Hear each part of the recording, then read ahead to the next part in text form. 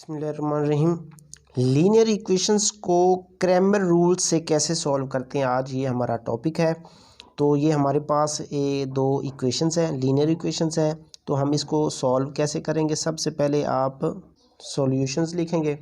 ये जी सबसे पहले आप इक्वेशंस को मैट्रिक्स में कन्वर्ट करेंगे। तो इन मैट्रिक्स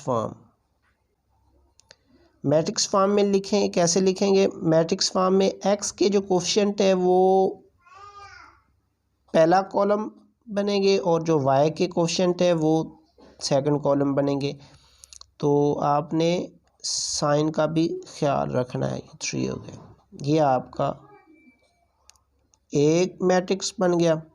और एक्स वाई को आप कॉलम की शक्ल में लिखेंगे और जो इक्वल के बाद आएगी तो वो एक आपका अलग ऐसे। ये आपने इन इक्वेशंस को मैट्रिक्स फॉर्म में लिख लिया। तो ये जो पहला मैट्रिक्स है इसको आप ए का नाम देंगे। ये 3 -2 और 3 ये आपका ए मैट्रिक्स हो गया।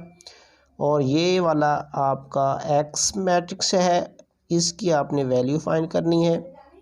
और जो इक्वल के बाद वाला है वो आपका बी मैट्रिक्स हो गया। 1 2 ये कॉलमी मैट्रिक्स हो गया। तो क्रैमर रूल्स में सबसे पहले आपने जो भी मेथड करना हो तो आप ए का डिटर्मिनेंट निकालते हैं सबसे पहले। तो आप ए का डिटर्मिनेंट लेते हैं, टेकिंग डिटर्मिनेंट का साइन है ये।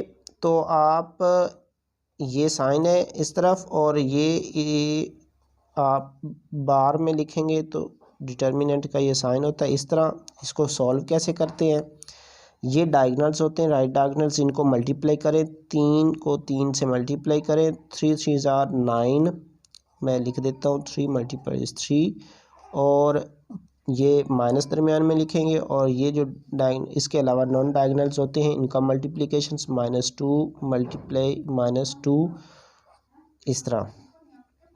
तो ये आपका 3 3 9, ये माइनस और ये minus minus plus 2 2 4 is equal to 9 - 4 5 आता है। ये डज़ नॉट इक्वल टू 0 है।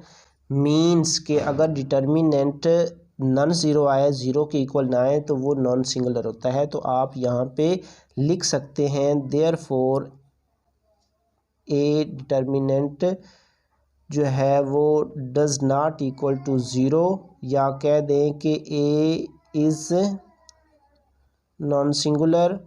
अब इसके बाद आप क्या करते हैं, जिसका डिटर्मिनेंट 0 आ जाए वो सिंगुलर होता है और जिसका डिटर्मिनेंट 0 ना आए वो नॉन सिंगुलर होता है।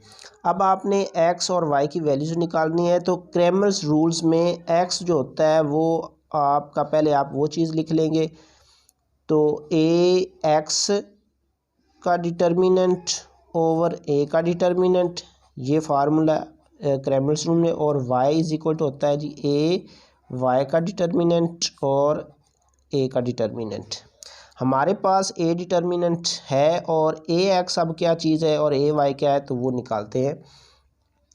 आप इसको 1 का नाम दे दें और इसको 2 का नाम दें। जब आप ये चीज़ें निकाल देंगे तो इनकी वैल्यूज़ यहाँ पे पुट करेंगे तो आपकी एक्स और वाई की वैल्यूज़ निकल आ जाएंगी। यही आपका क्रैमर रूल्स के ज़रिए इनको सॉल्व करने का मेथड है।